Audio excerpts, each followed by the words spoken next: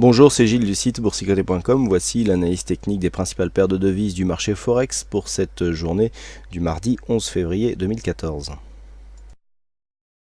Et nous commençons tout de suite avec l'analyse technique de l'euro-dollar, donc, et cette phase de hausse ici qui est venue donc confirmer une précédente phase de baisse. On avait bien eu ici la séquence de sortie de tendance avec ici la cassure, retour ici sur la résistance comme nouveau support et ensuite la dynamique donc qui s'est développée. Le point bas du jour ici nous permet de valider ici un support, donc le support oblique est assez dynamique, il colle approximativement à la moyenne mobile 20 exponentielle. On est venu tester ici la zone des 1,3680 dans un contexte déjà suracheté.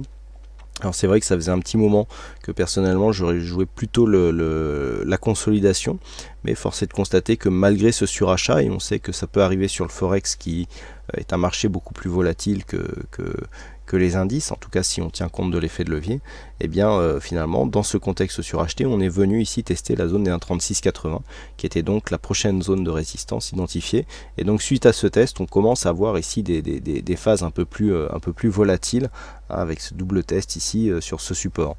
Donc une cassure ici de ce support pourrait nous donner un signal de retracement et de consolidation.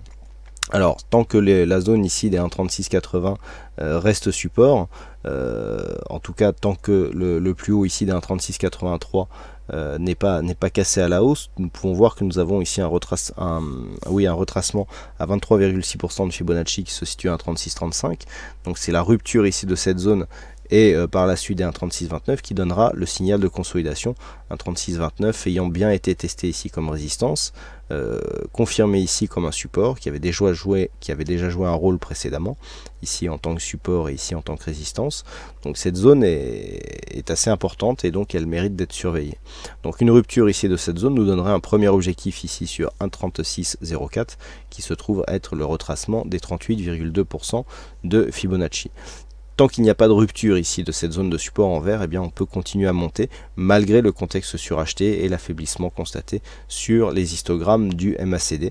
Mais il est toujours difficile ici de rentrer sur une telle tendance, en tout cas surtout avec un tel contexte.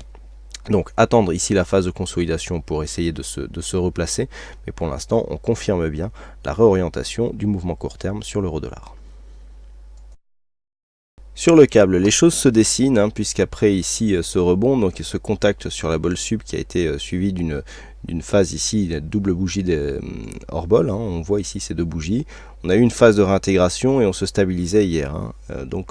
Là, on est venu aujourd'hui confirmer donc ce support des 1,6402 pour venir valider ici une cassure de cette zone des 1,6442 qui se trouve être le retracement des 50% de Fibonacci et une zone déjà identifiée comme étant une zone majeure point de vue des supports et résistances horizontales. Donc il y a ici le niveau des Fibonacci ici qui se trouvait à 1,6485. Vous pouvez regarder, les Fibonacci n'ont pas bougé depuis hier.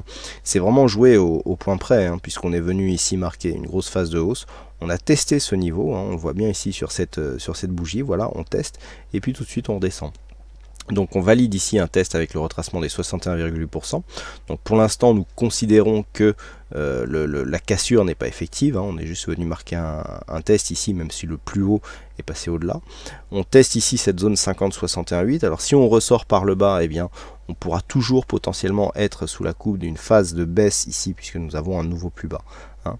Donc phase de baisse ici avec rebond technique tant qu'on ne dépasse pas 61,8, c'est un rebond technique, c'est-à-dire c'est un rebond qui fait partie d'une tendance baissière. À partir du moment où on aura dépassé ici ce retracement des 61,8%, alors effectivement le rebond ne sera plus que technique, il sera aussi rebond puisqu'on n'aura pas une dynamique suivie par rapport à ce mouvement baissier. Donc il faudra tester demain cette zone des 1,6485.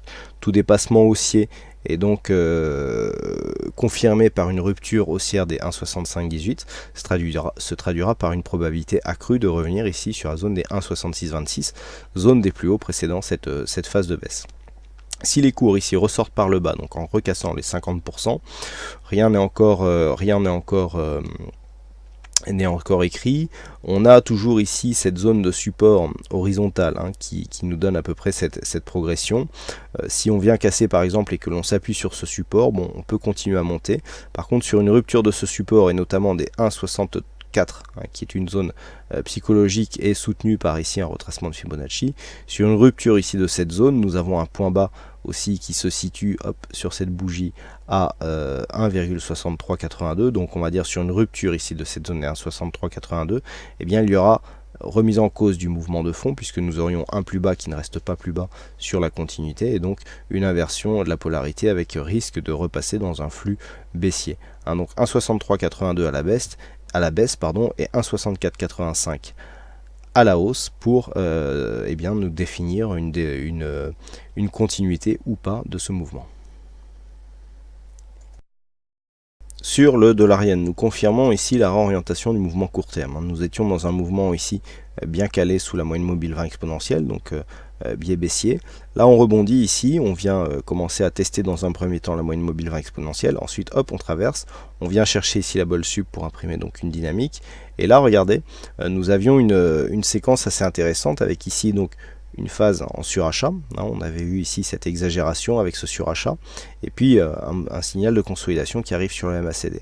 Donc en fait on a continué à monter un petit peu, on a consolidé ici sur cette phase là, on est revenu chercher la moyenne mobile 20 exponentielle, et ensuite les cours repartent à la hausse, on valide ici la cassure de ce précédent point haut pour se placer dans la continuité du signal haussier. Donc là, très bon timing hein, pour entrer à la hausse ici sur cette phase, et une paire dollarienne qui est en train de prendre de la vitesse, et donc en train d'accélérer en direction ici des 103,34. Du coup, les oscillateurs retournent en zone de surachat, mais ça on sait que sur le Forex ce n'est pas trop grave. Et chose importante, eh bien, c'est que les histogrammes ici du MACD se retournent dans la partie supérieure. Cet élément nous montre que nous sommes dans une phase de hausse avec une bonne dynamique, et donc il est fort probable que les cours ici poursuivent jusqu'à l'objectif que nous venons de définir. Hein. D'ailleurs nous voyons que graphiquement c'est tout à fait possible, puisqu'il s'agit approximativement, en tout cas si la hausse se fait directement, avec une zone de résistance baissière qu'il faudra tester bientôt pour sortir ici de ce mouvement baissier. Voilà donc ce que nous pouvons dire sur ces analyses techniques du marché Forex. Il ne me reste plus qu'à vous souhaiter à toutes et à tous une bonne soirée, bonne chance dans vos prochains trades, et on se retrouve dès demain pour d'autres analyses techniques en vidéo. Bonsoir à tous.